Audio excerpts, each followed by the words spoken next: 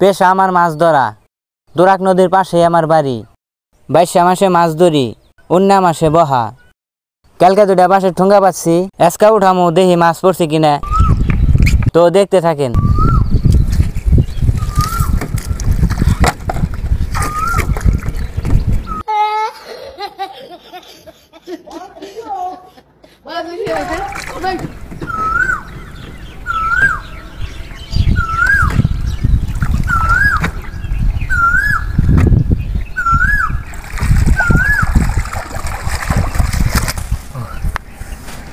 বিশ আঙ্গুল পানি তো ভাই একটু খুবই কষ্ট হয়। তো দেখি মাছ পড়ছে কিনা।